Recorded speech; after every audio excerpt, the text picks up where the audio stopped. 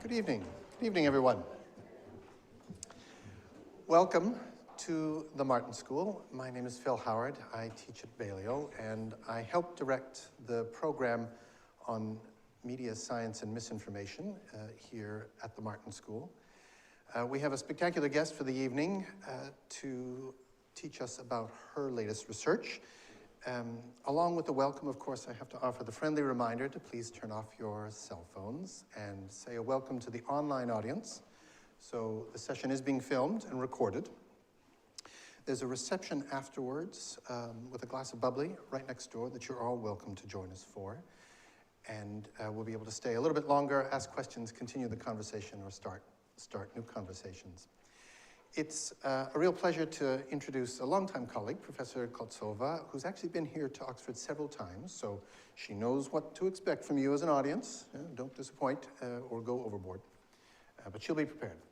And she's interesting for several reasons. To me, she's interesting, her work is interesting because of the political communication scholarship that I know. She's one of the world's leading computational researchers. She works with large chunks of data from social media systems. But tonight she's going to be showing off a new trajectory in her research that's into the behavioral, to tackle some of the behavioral questions that she and her lab are picking up. So we'll hear from her for 45 minutes or so, and then open it up for questions, and I look forward to that conversation. Olessia, welcome.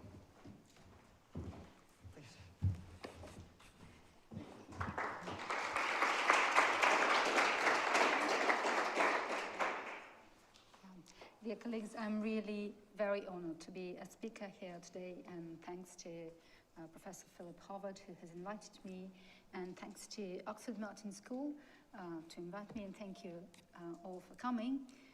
Yes, indeed, my lab of social and cognitive informatics has been doing a lot of different research, but today I will be talking about health misinformation and the factors that might facilitate or prevent people from accurate detection of true and fake statements related to health, medicine, which is a type of scientific information, and how, what is the promising way to study this behavior of ordinary people that can bring us closer to more effective countering of misinformation.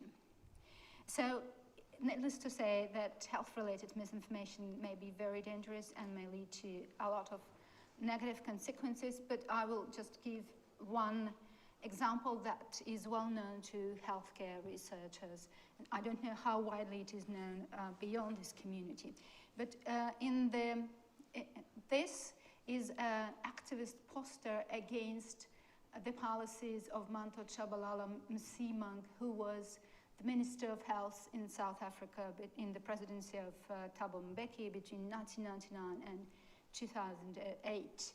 And what he shares with President Mbeki is unconventional vision of AIDS. So they both believed that AIDS is not caused by HIV, and therefore it is a minor disease that can be treated with such medications as beetroot, beer, and garlic, and that's not a joke. So they made public statements on that. And the number of victims of these policies is being evaluated to amount for around 300,000 excessive deaths throughout the period of Mbeki's presidency. So, but another layer of complexity here is that AIDS denialism. So either Mbeki or Tshabalala are not single-standing freaks. AIDS denialism movement is relatively strong. It emerged simultaneously with discovering of HIV virus, and then it looked like a genuine scientific discussion.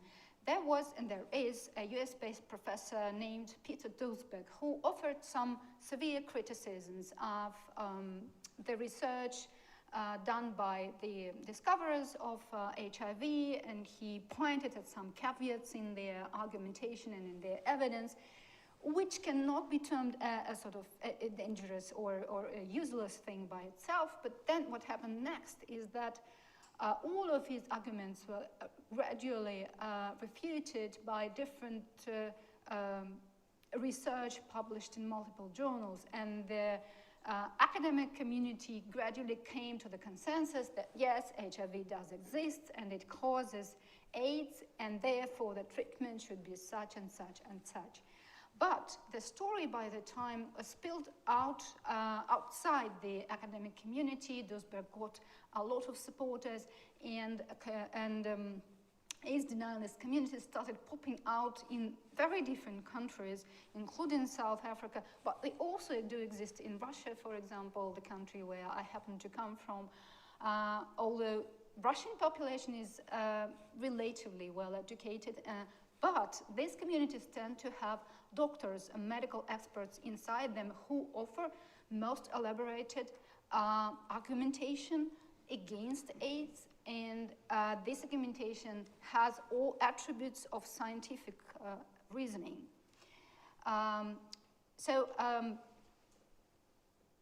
There are different variants of AIDS. In the most radical variant, AIDS and HIV is denied at all, but in milder versions, a relationship between HIV and AIDS is denied, and therefore antiretroviral therapy is not recommended. And moreover, the spread of antiretroviral therapy, which is a conventional way to treat AIDS, is attributed to the interests of big pharma, and in some versions, especially in African countries, to the efforts of secret Western government who wants to exterminate African population. So this is just one example, but paradoxically, to the best of my knowledge, I don't want to present it as a final fact, a final truth, but to the best of my knowledge, there is relatively little research on the prevalence of different false beliefs about medicine and health across the globe. So I don't know any large-scale comparative research that would study medical myths and single out the most prevalent and the most dangerous, so we could focus on those again, instead of focusing on less important stuff. So I know one study on the US audience, and this is our study that is in progress, so we have collected the data and we have some descriptive statistics here. And although you may trace some differences in details, what is common to health-related statements, both true and those that pretend to be true, is that they share a causal nature. But in fake statements, a true consequence is attributed to a fake or false cause, or a true cause is said to lead to a fake or false consequence.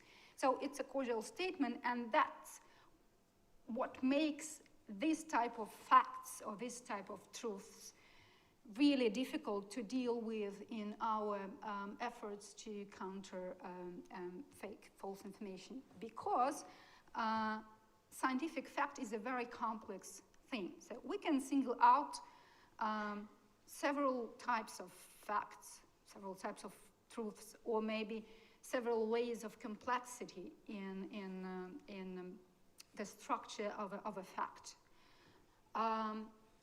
Number one is immediately and individually testable message or utterance, in which a person doesn't need anybody or any device to verify whether it's true or fake.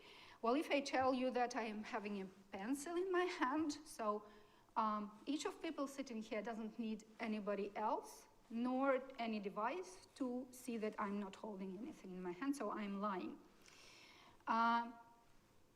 This is the simplest thing, but this is rarely met in media, in online environment, which is the most effective for spreading messages, both fake and true.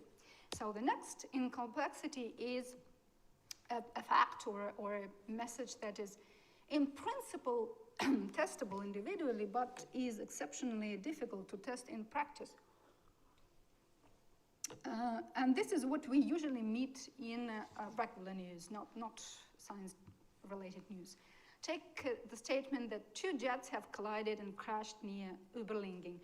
This indeed happened back in 2004, and if you're really motivated to test it personally, you can buy a ticket to Überlingen, go to the site of the crash, and see if you find anything there.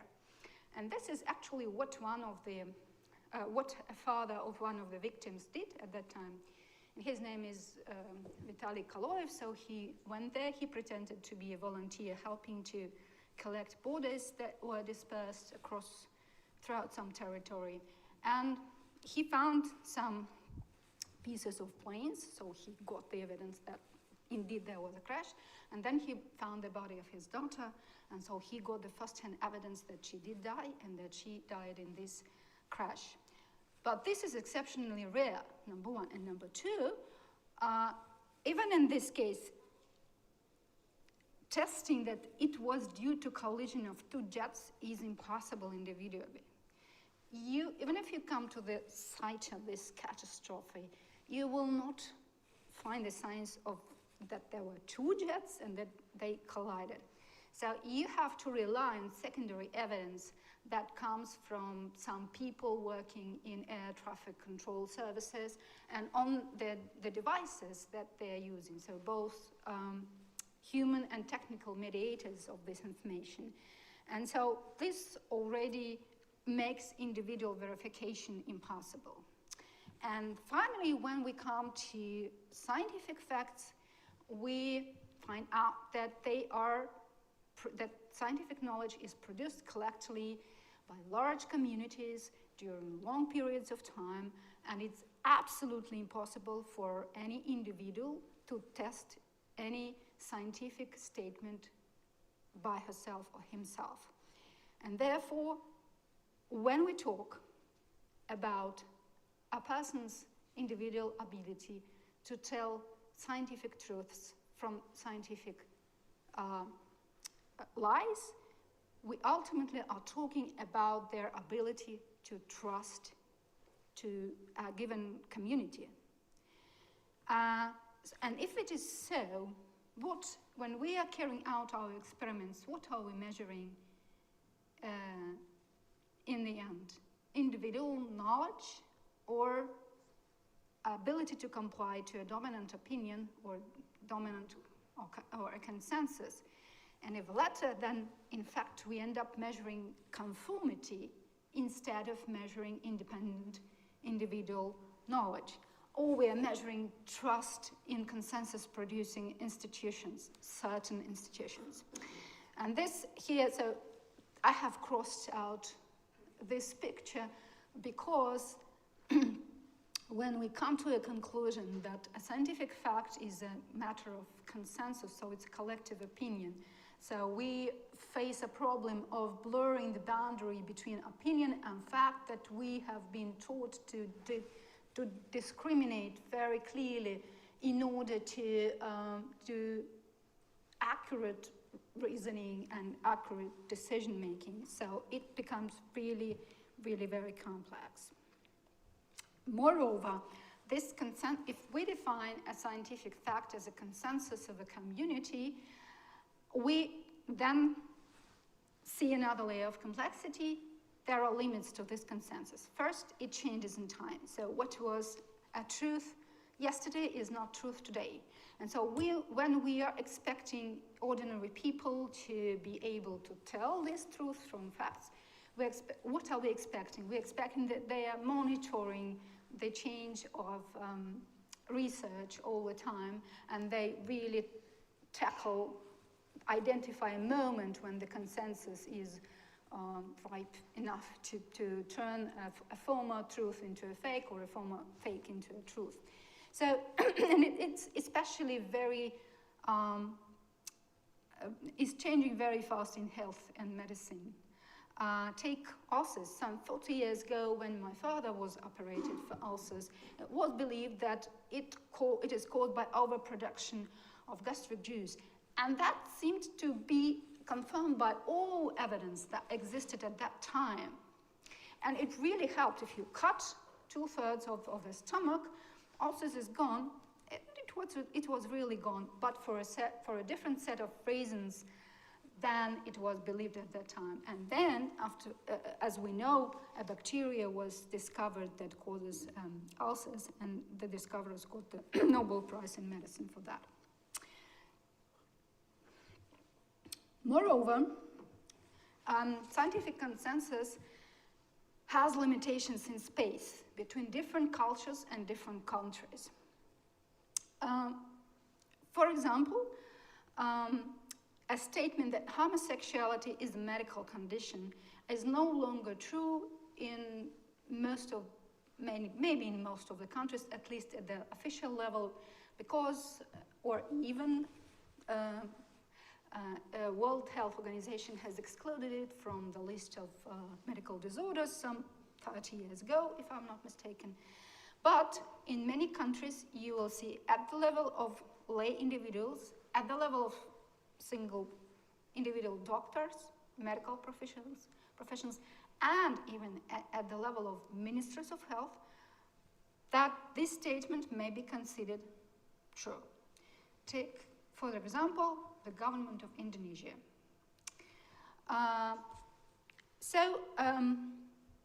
Then we face a question: who is to decide?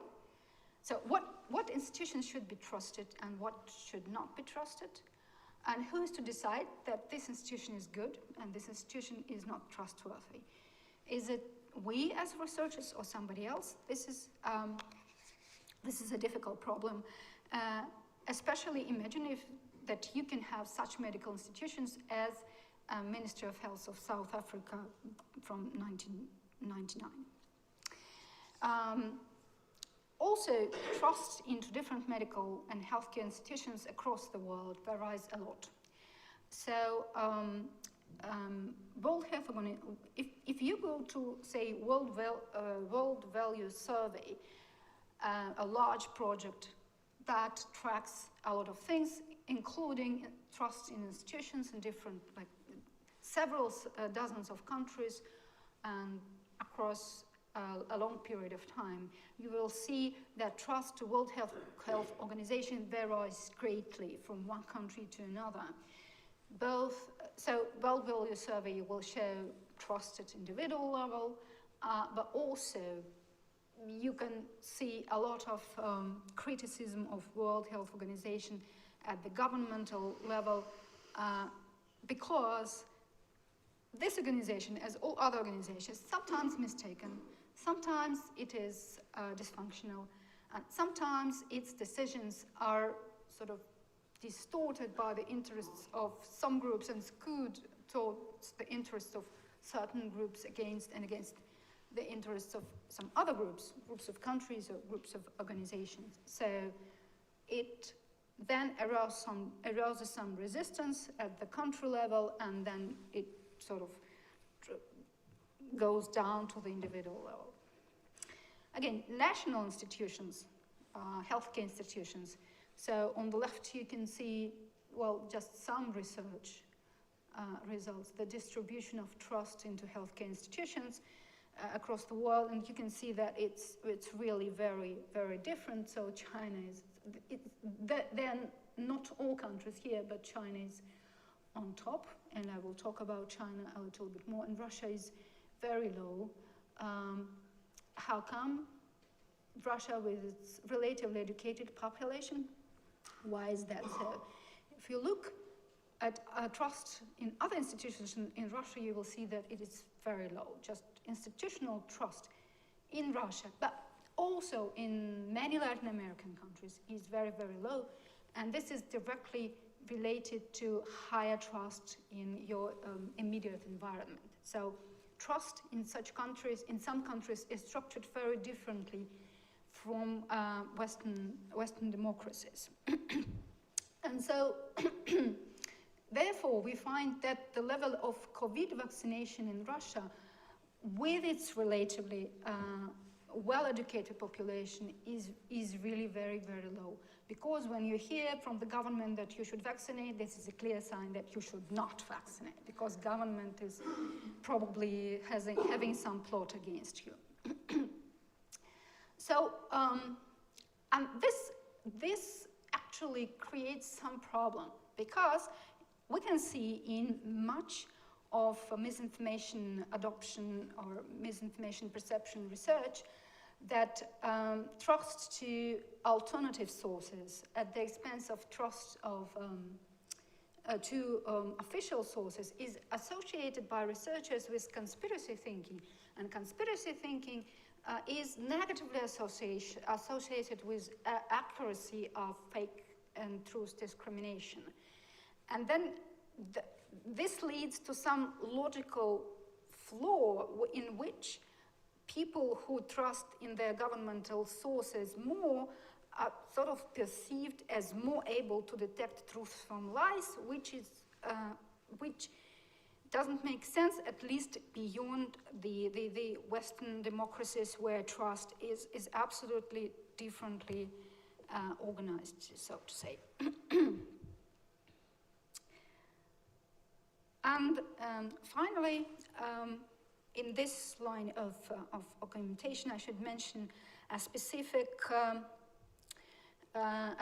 problem with trust in debunking and flagging research. There is a whole stream of research where experimenters flag some news or some statements as fake and measure the efficiency of this debunking by the proportion of people who have changed their opinion and who have started treating what they at first perceived as true as fake.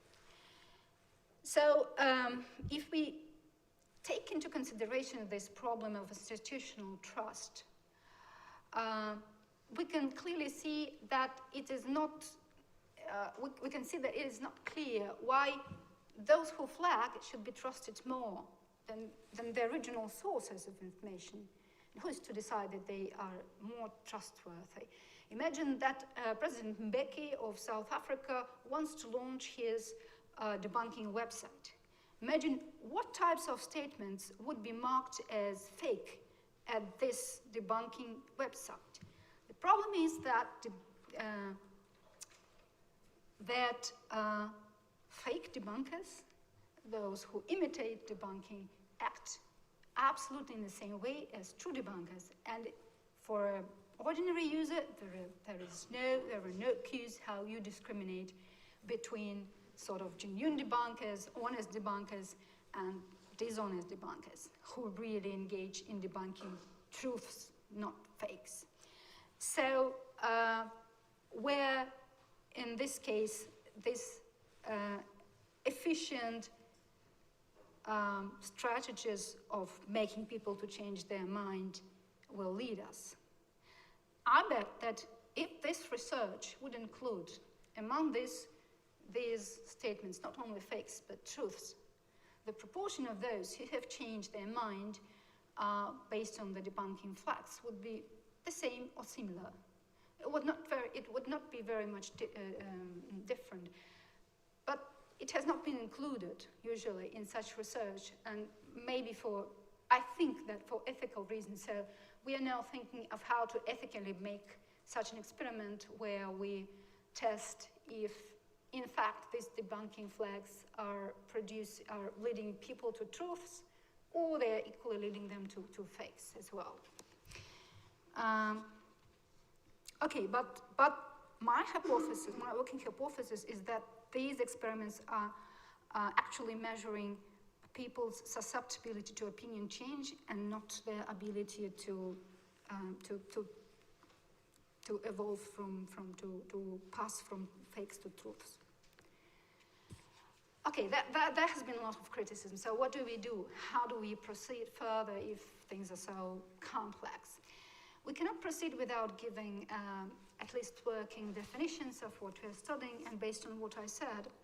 So what can we do? So first we can define a scientific fact relatively simply in the tradition of Karl Popper as something that has not been yet falsified, and something that a relevant community thinks has produced evidence, enough evidence to be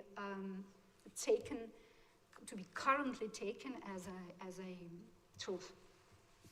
So then resilience to scientific misinformation, scientific fakes, is the ability to find and an inclination to trust sources associated with organizations or communities that have used specific procedures of knowledge production, procedures that are known beforehand and can be learned. And here, an important difference that this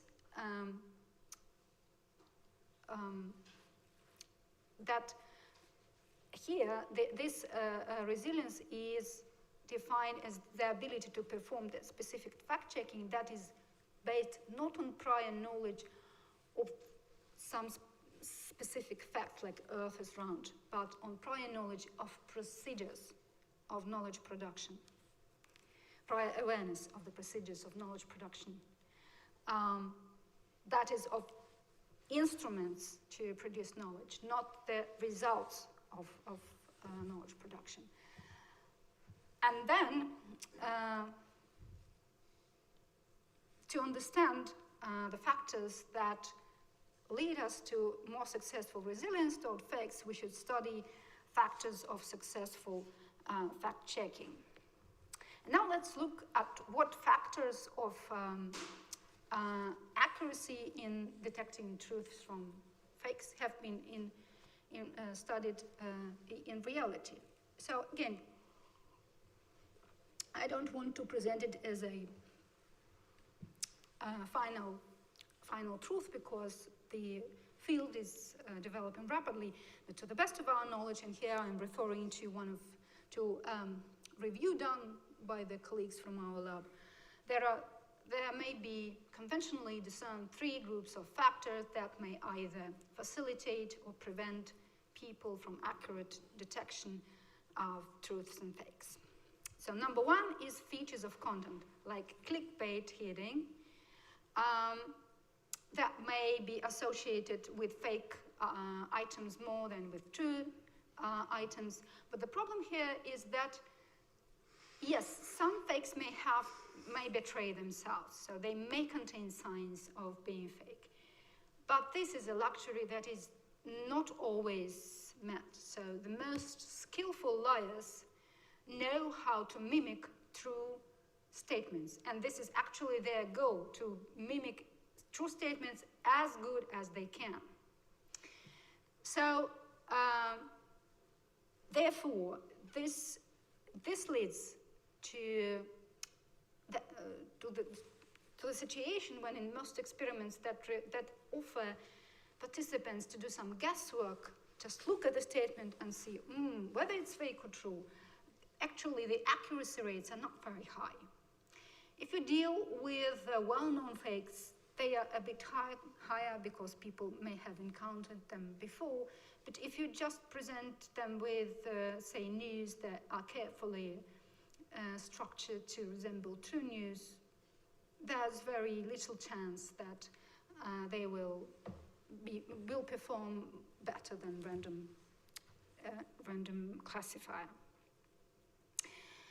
Number 2 is individual features, including cognitive abilities. Again, yes, high cognitive abilities can help people to find these features of content, to identify these features of content that betray lies, if they are there. But if they're not there, no matter how intelligent you are, your intelligence will not help you. So suppose I'm saying that I have a paper attached to my back, and I don't show any signs of lying, I don't lower my eyes, I don't do any nervous movements with my hand, I'm just staying smiling. There are no cues in my behavior that I'm lying. And a person of any level of education and intelligence may be deceived. And number 3 is social cues and environment that includes comments and debunking, of which I have already spoken. And as we can see, there is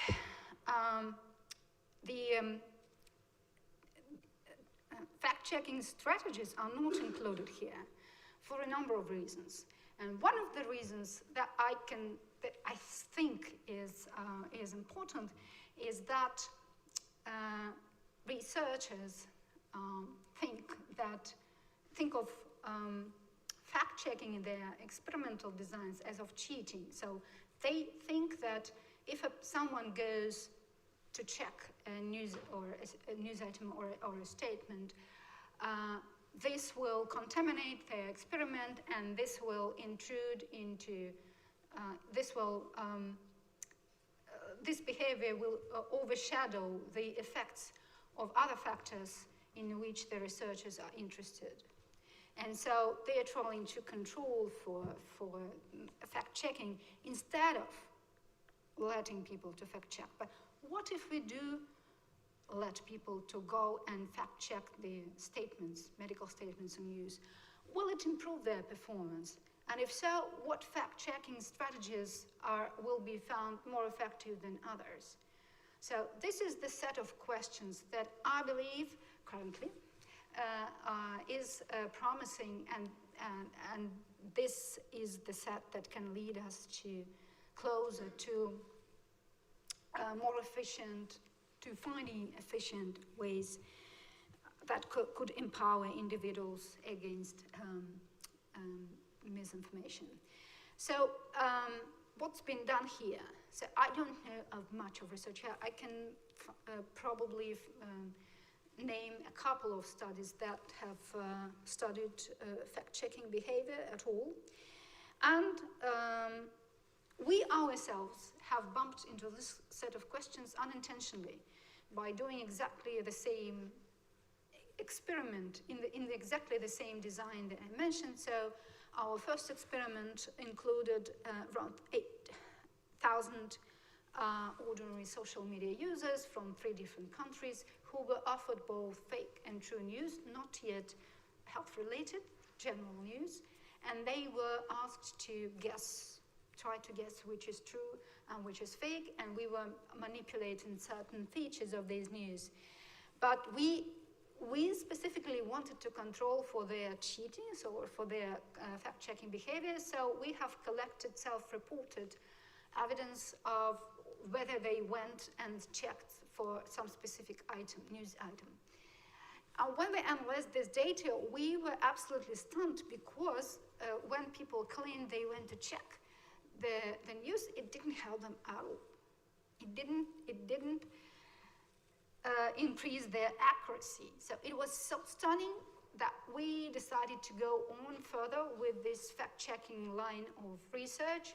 At first, our first guess was, well, this must be somehow related to media literacy or media professionalism, and so we decided to make an experiment that would involve ordinary social media users and media professionals, which means people employed in media industry. And so this time we also had some news on 3 divisive topics, including LGBTQ, but also death penalty and abortion. And what we found this time, if people are offered to do a guesswork and they report that they have not checked this news item, media professionals are not better in guesswork than ordinary users. So their knowledge and their experience and their skills are nothing if you are just offered to do a guess. However, when they claim they have gone and checked a news item, there is a statistically significant difference between the accuracy of media professionals and lay people. So media professionals gain when people are allowed to go and apply their fact-checking skills. And this gives us a cue where we should move, so what is making the difference.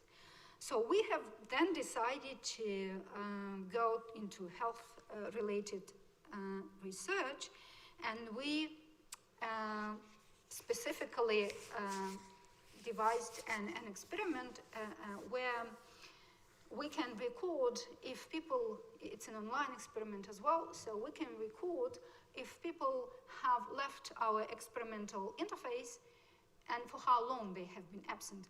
Unfortunately, we hoped for this, but unfortunately, maybe fortunately, for the reasons, because of privacy and data protection,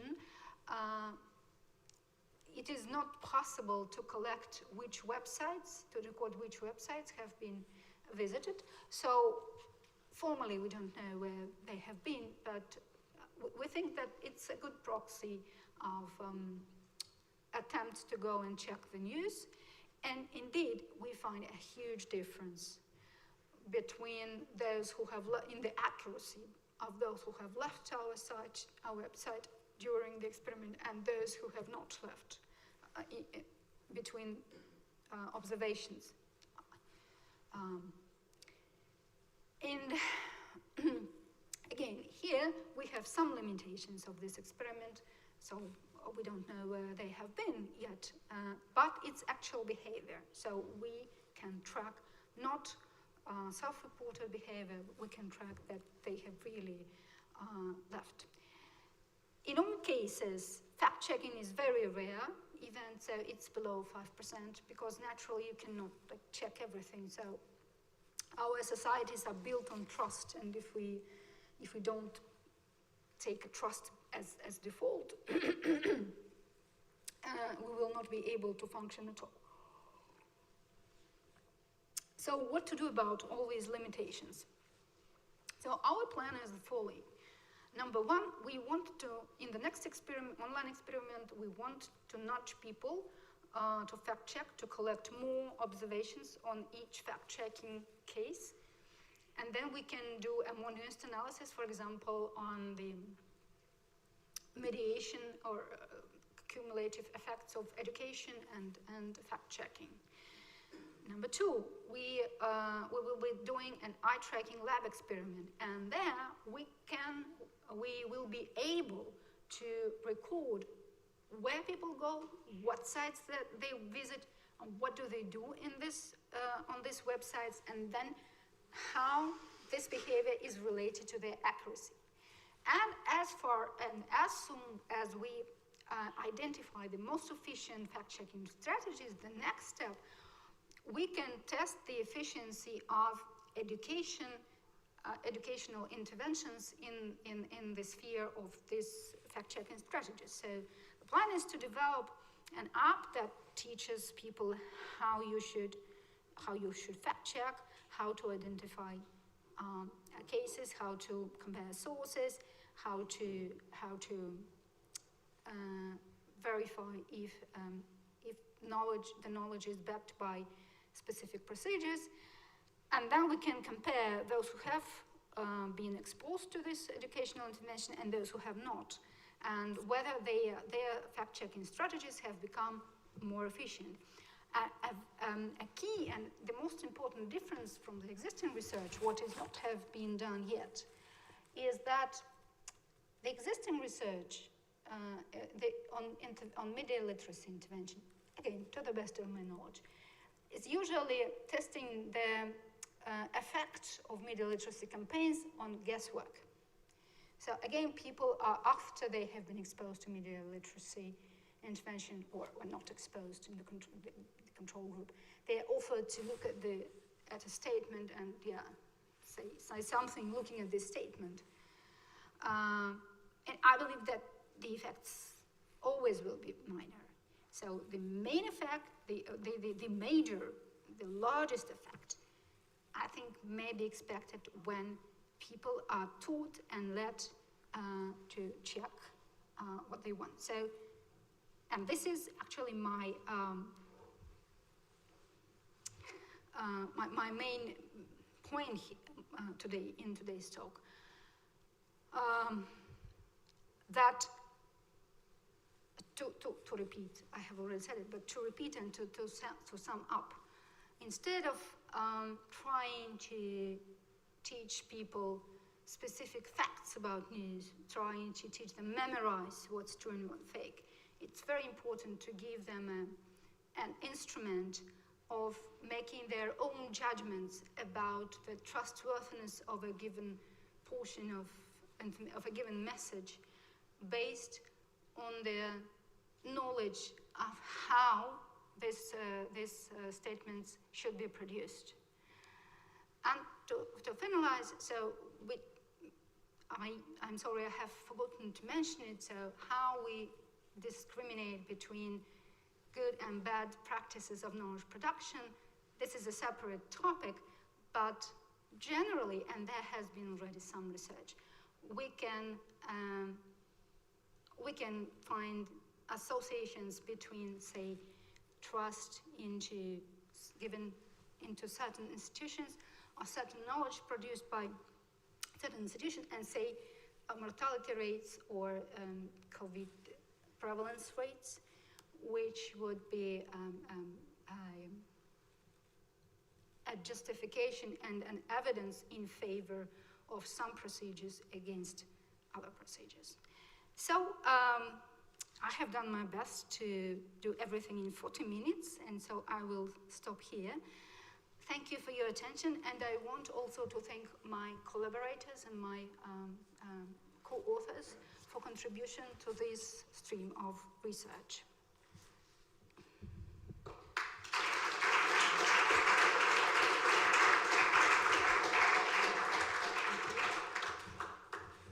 Wonderful. Well, thank you. Let's start in with the conversation. And as a reminder, we have an online audience who will, contribute some questions, which we can get to, and so I'll alternate around the room, and I'll go back and forth online and in person. I love this idea that science is a process, not a set of facts that you need to memorize, and I'm curious to know what you have to say about the strategy of pre-bunking. So I noticed you made a couple of references to these papers about the role of pre-bunking in trying to improve public understanding of health. But if it's hard to find facts online, and it's hard to get people to remember and explore and recall facts, why would pre-bunking ever really work as a long-term comprehensive strategy? Or do you just have faith that, would you have faith that it'll work eventually? Yeah, well, I'm not sure I have a ready answer to that. Not good at making forecasts, actually. It's certainly one of the big strategy options for the social media platforms, right? Is to generate large amounts of information in advance of a crisis. Yeah, but again, so why social media platforms administration should be more trusted than the sources, and New York Times that publishes some news on this platform. So I'm not sure I see the difference between sort of pre-bunking and debunking in this respect. In that way, yeah. Thank you. Well, let's take 2 or 3 questions, and then perhaps at the back. Thank you. You spoke about how the infeasibility of fact-checking everything we read. There's just too much. But you did show that in some contexts, some fact-checking could increase the proportion of correct answers. Is there any work into determining how to know when to fact-check? You know, what information should be taken as read and what you should actually delve into more? Yeah, that's a great question, actually. I was thinking of mentioning it, but it's a large separate topic, and I think that it should be a separate stream in these educational interventions on how to identify what is worth of investing your time and effort, since you cannot just go and check everything. And so my immediate answer would be that people should be sort of taught discriminating between situations where there are high stakes and low stakes, and then invest where, at least in scientific information. And here, of course, health-related issues are often high-stake issues, especially when it is related to your own treatment. So, to put it simply, when you are prescribed a medication, first thing to do is to go and to look for certain information about its efficiency and some evidence behind it. But no, I don't know of any research that currently has been doing this investigation. Perhaps on this side. Thank you, in the back. Thank you very much. It's very great talk, thank you. We're also doing a lot of misinformation research in Oxford Internet Institute. So I'm a DPU student there. I have two questions actually. In your second study, when you differentiate like media professionals and ordinary online users, did you use their profession as the measurement to decide how literate they are in terms of media literacy, or do you use other scales to measure media literacy in that study? And the second question is actually a follow-up question on that. So based on our research, we found fact-checking will be more effective when we use that passive technology, rather like passive measurements, rather than ask or rely on people for their actively self-fact-check, because it's just too much. So I saw like in your future research project, you're gonna measure people's eyeball movement when we saw the news. So I wanna ask, what's your opinion on this? Do you think it is more feasible to rely fact-checking on people's media literacy, ask them to fact-check whatever they read? Or it's more like fact-checking, it should be an institutional efforts, like we ask for organizations to develop, like Twitter. We flag messages, ask people to flag messages that they may think problematic, but they don't have to fact-check. Then organizations will fact-check them and then give them some feedbacks. We have developed an application on WhatsApp, ask people to submit whatever problematic messages they saw, and we found like very few people would do that. People just don't submit the messages they feel problematic. So yeah, thank you very much. So I think I have spoken about it a bit, about the second question. So I'm not saying that institutional efforts are in vain, but they have their own limitations. So probably the combination of both is needed. So Twitter flagging works only so far as we trust Twitter, and only so far as Twitter is a trustworthy organization that we believe would be engaged in producing genuine flags. But think of other social media. Would you empower other social media with the same tools like Chinese Weibo or maybe Russian Vkontakte or any other social network? And I'm sorry, I forgot the first question. I remember it was interesting. How we measured, yeah, I know that media professionalism and media literacy are different things. So they are related, but they're close but distinct. So of course, we can use different scales of media literacy. We have found out that it's a very complex thing because some scales ask people to self-evaluate their media literacy, and if you try to ask questions somehow to get around their self-assessment, you will end up in really large, long scales. So scales with many questions, which is sometimes quite difficult in online experiments where you have people who are participating not for payment, but just participating for free. And then we have also thought that people who are engaged in news production should be maybe expected to have a much bigger knowledge on how information is produced and how to go and check if they have any doubts about information or specific statements. So we have decided to use their self-reported employment as a measurement of whether they are more experienced in the sphere. There's a similar question about platforms online, and then we'll come to perhaps you in the blue sweater. You mentioned earlier on in your presentation that trust was organized differently in the West. Can you say more about that? Was that a reference to the different kinds of organizations that are available to trust in some places compared to others? Or is it something about the media ecosystem? What did you mean about the organization of trust? Yeah, so it's a more general thing than media organization. So number one, Western societies have developed as societies in which differently invest a lot in constructing social institutions as sets of rules and some predictable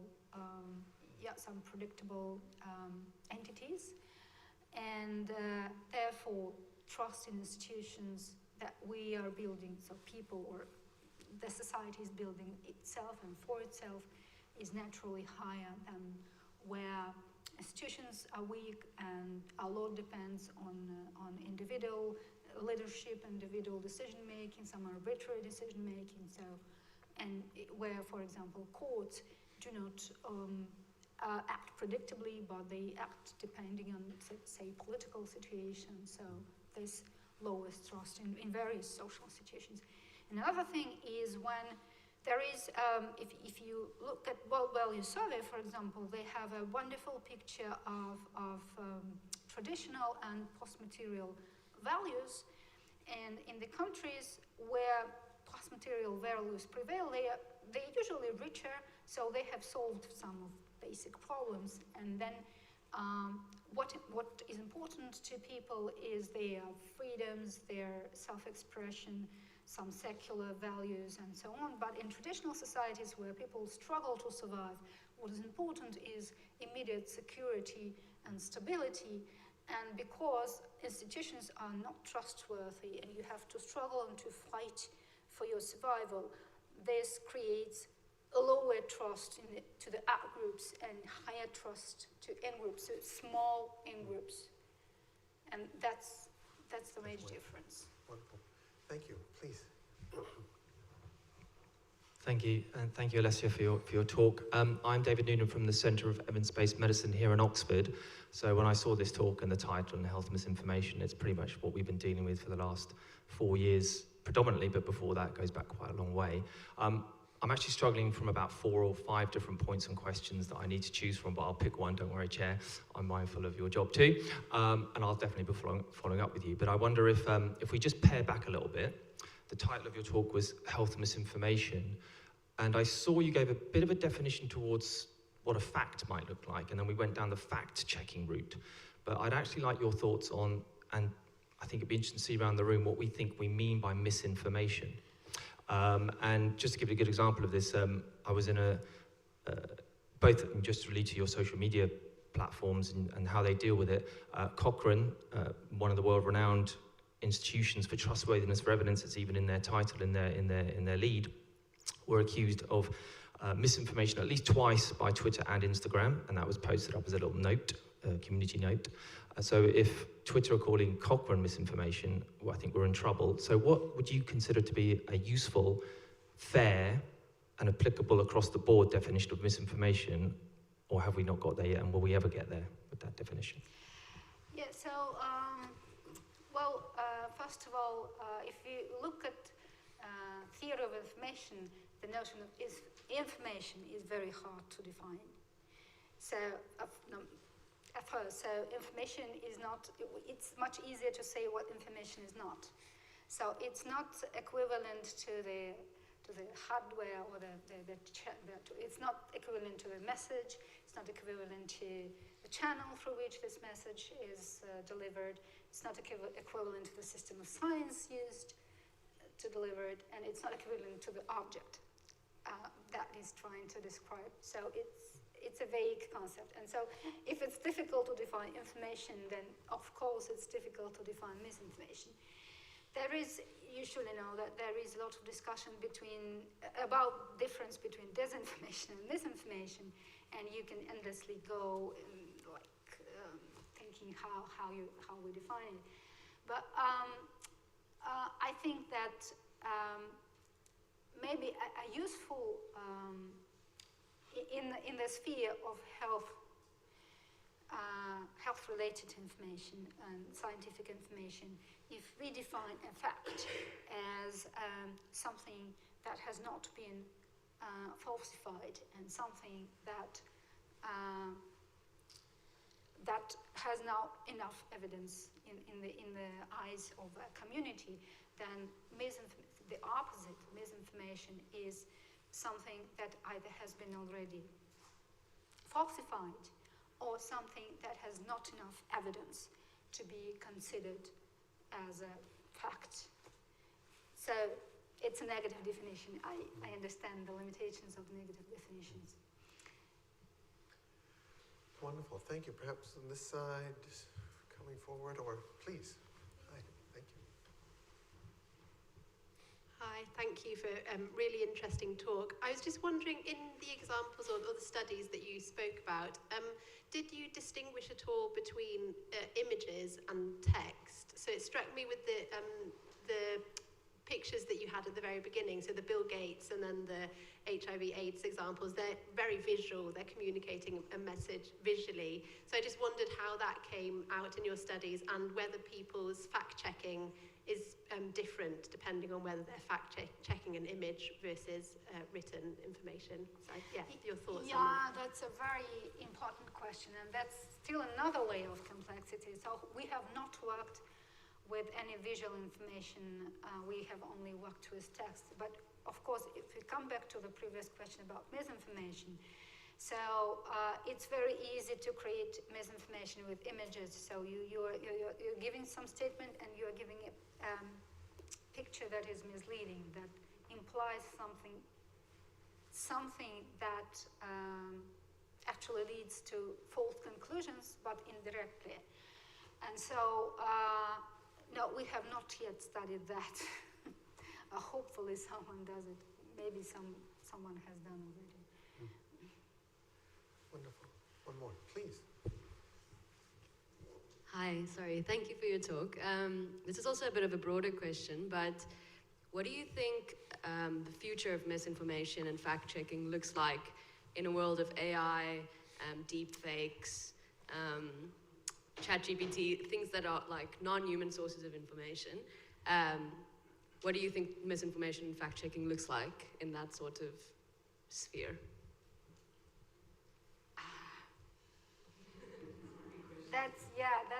That's really a difficult question. So, well, actually, if humans can fake information, and so artificial intelligence can also fake something, so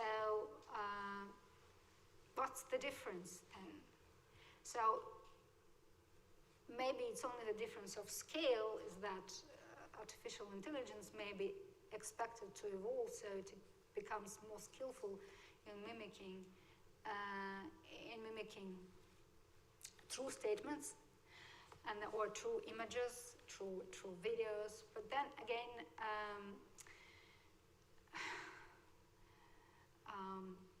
that should be concerning scientific facts. Scientific fact is not a single statement that is out of the context. There should be a wide pool of evidence in favor of a scientific information.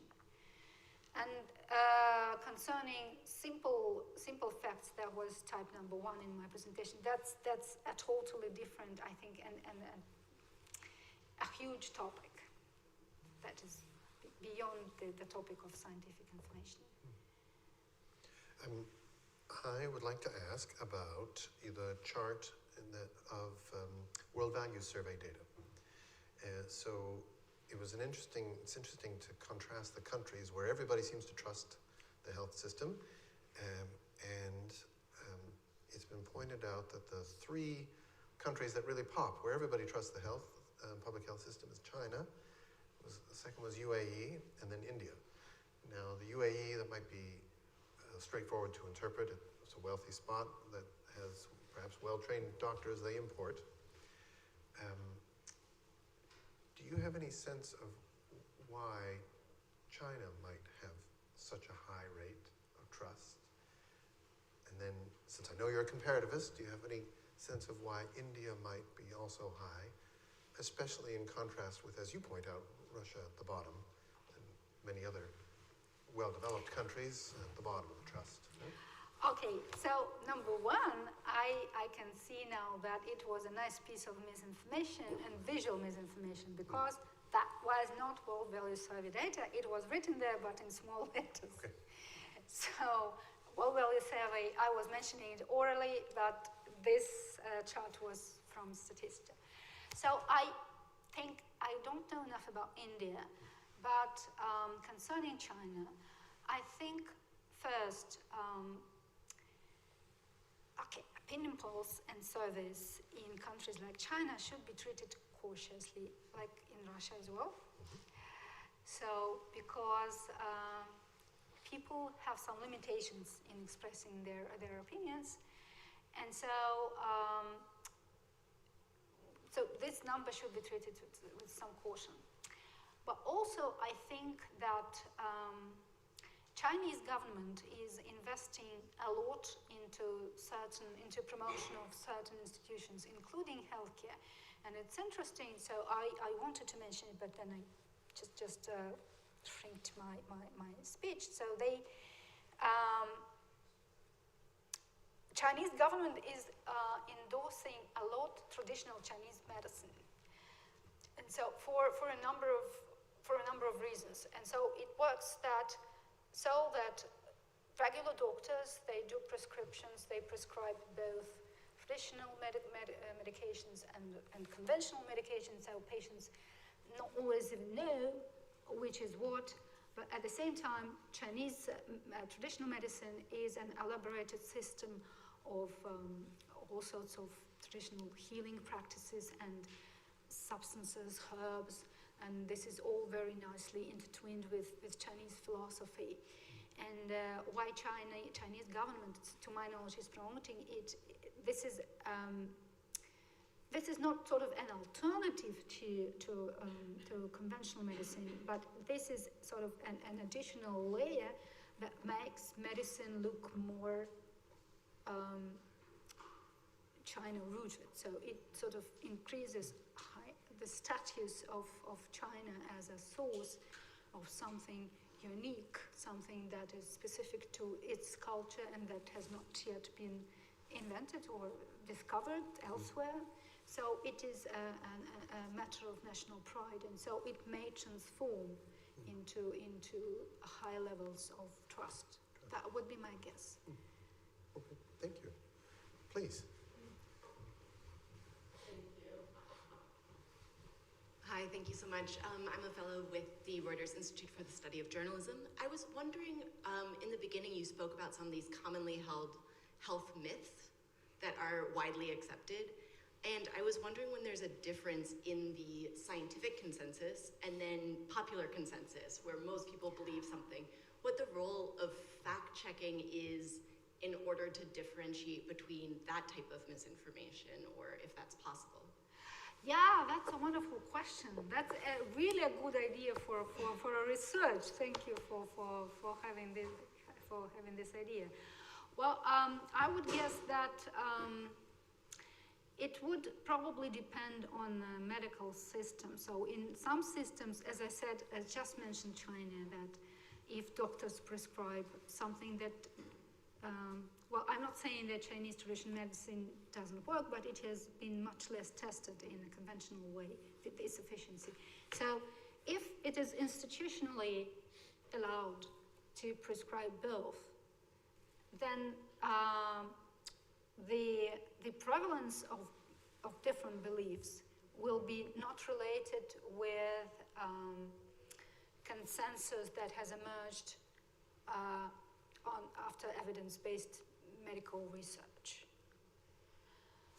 But in societies where unconventional medicine is not institutionally supported, I would expect a stronger link of the factors that what you're mentioning.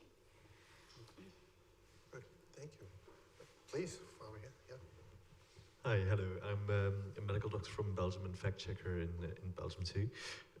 When thinking about media literacy and media literacy training, how should that look, and which actors should provide that literacy training? Because when it's government linked, it's already like tainted a bit for some people. So how do you look at that? So I'm not sure I get the question. So who should be the teachers of media literacy if nobody is trusted? Yeah, it's a difficult question. So I think that it is still to think of. So how we construct a system of trustworthy educational interventions and who will be the actors. Probably one of the ways to go is to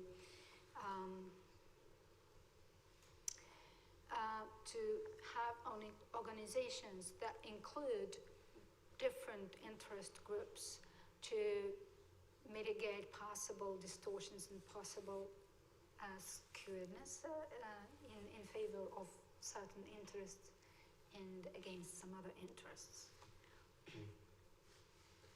Wonderful. What else? In the back here in brown? Yes, thank you. I might have missed, we probably talked about that, but you talk about fact checking. But how do we, is there a checklist, or how do we decide that a source is we can trust a source as a place where we can check the fact check? So I know nothing, an example, I know nothing about climate change. So where shall I look for a trustworthy source for fact check? Yeah, so I've been talking about it, but not in great detail. So the main idea is that it makes sense to teach people not to differentiate between specific sources, not like make a list of, this is a list of good sources and this is a list of bad sources. But it makes sense to teach them to go into a source and to try to find an elaborated description of research that preceded the emergence of a specific statement about garlic related to immunity, for example. And there follow and check there whether those who did this research followed specific procedures. I understand that it might be difficult, but that I think that several simple indicators can be formulated for non-professionals, those who are not researchers, that he or she should look for in this text, not just read heaps of research articles all the time, but try to tackle several most important things. And if there are none, then probably this information is not very trustworthy. That's the idea. I'm curious about, I think it was experiment number 4 that's planned ahead. Just because I love this idea that encouraging nudging a social media user to do a little fact checking, almost in a random way across the platform, that nudge itself might have some positive benefits, right? If you just, one of every 10 posts comes with a little reminder to do a fact check, that might have positive consequences. Now, I know you're not supposed to, I know you probably pre-register your questions, you're not supposed to have an instinct about the outcome for that one, but do you have an instinct about experiment number 4 and how that might play out? Yeah, so the idea is to repeat is exactly as the one that we have done, but specifically encouraging people. And so I expect that the overall accuracy will increase to some extent, since we have already seen the difference between those who left and those who didn't leave. Whether it will have a longer-term positive effect, that's what I would doubt, because as we know in media effects studies, the effects of interventions fade quite fast. Right. And of course, we have to imagine a world in which a social media platform might actually build something constructive into the platform affordances, right? And I don't know which social media platform would do that, but it's possible. Please, we got another 5 minutes together, so one or two last questions. Hi, yeah, I work on public policy, but I'm married to a doctor, and she is amazed when I don't work in the health sector, I work on other sectors, but she is amazed when I say to her, oh, this is what the lay perspective is on this health issue or this medical issue. She's astounded that someone could believe X. And I say, well, I'm giving you the lay perspective here. This is what I heard when I was growing up, or this is what people say. And she's stunned by that. So my question is the health sector different to other sectors? Or are there similarities? So what are the similarities and differences, maybe in your experience, between health and other sectors? I'm not sure I fully understand the question, because there are many different sectors. There is scientific sector, there is church, there is high schools, primary schools, what movie industry. So I guess I'm meaning in terms of sectors. Climate change was an example here before. Education or the economy or whatever. That's what I mean by sort of sectors or areas of public policy. So is health different to others? Are there similarities between health and education and climate change or economics? Or is it different? And if so, why? Okay, in terms of the pervasiveness of different myths, actually, we don't know the distribution of beliefs in different myths, because, as I said in the beginning, there is a lack of research, descriptive research on how pervasive different misleading beliefs are. So I think that we might find a lot of similarities between healthcare system and, say, education, or maybe economics, finance. But if you think of religion, I'm not sure I even want to go into that in terms of misinformation research. Wonderful. One last question. Thank you. First of all, thank you for your... So, I've been listening to a lot of very interesting questions and just trying to process everything you said. And I have some simple questions which come to mind. I'm fascinated that people actually go to a social media platform to make a healthcare decision. Number one, I find that unbelievable. Why don't people go to experts?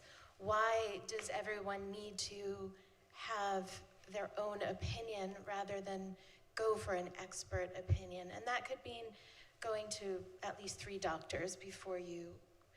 That was a traditional way. You would go get a first opinion, a second opinion, a third opinion, maybe more than that. But why are people turning away? And why are tech companies allowed to promote misinformation, such as something called native ads, which was on Google? I believe it's still there, but I once attended a Google conference, and I was so shocked that this was a intentional misrepresentation of facts. So companies could create an ad that looks like a medical journal, for example, but it's really advertising, and it's intended to deceive people who are not experts. So a lot of this is a lack of oversight, a lack of regulation, a lack of governance. And why isn't more being done? Why is it in the hands of the public to try to combat misinformation and become an expert and read everything? And why is... I'm very confused about the way that our system is operating. Thank you. Right. Yeah, it looks like several questions. So about number one is why people go online. And so we have been digging into this research, and we have found out that there is a lack of research in that. And so our next project is also about, as a cross-country survey, why people go online, what information they try to find, what they are trying to find it for. So after that, we will probably have more data on that. Why don't they go to experts? Well, some of them do, and I would not, an important note here, I would not consider each time people go online as a bad thing, because there have been proven cases where it is really effective, and it is effective in the case of rare diseases. So you go to a doctor who has had 0 cases of your disease in his practice. There is a famous, well-known case of Rett syndrome. It's a rare genetical mutation, and it's difficult to identify if you have never seen it. And the online community of parents of children with Rett syndrome has been very effective in helping people to identify it and to find doctors that have experience, and sort of to pool all these cases to the same doctors, so they gain more and more experience and become more experts in this specific disease. So people are increasingly using online information because the expertise of medical workers has its limits. And so sometimes it can be undermined by online whatever messages, but sometimes it can be expanded and enriched by what we find online and what we find through social media. In HIV treatment, AIDS treatment, actually in Russia also, but this comes from the West. What is practiced is peer, maybe medical workers will tell me the right term, peer helping, peer aid, or peer assistance. So there are some HIV centers, treatment centers, they create pools of activists who are not doctors, but who help newcomers to orient themselves. They offer some psychological support, but also some practical advice that is very close to medical advice, but it's not professional, but is accurate. So lay people can gain expertise themselves to a certain degree. And number 3, about why this misleading advertising is so pervasive. So because there is a lot of interest, including commercial interest. For example, I don't know much about other countries, but in Russia, there is a very strong pharmaceutical lobby that lobbies production and certification of a lot of crazy things. So that have been not tested for their efficiency. Luckily, they have been all tested for their safety, so they don't bring harm, but they direct harm, but they don't treat, and therefore they delay the usage of effective treatment. They made it. Sounds uncommon. Well, thank you. It's always wonderful when a research talk comes together. Thank you. Please stay. Join us for a drink next door and to continue the conversation. Thank you, everyone. Yeah. Thank you. Yeah. I'll be happy.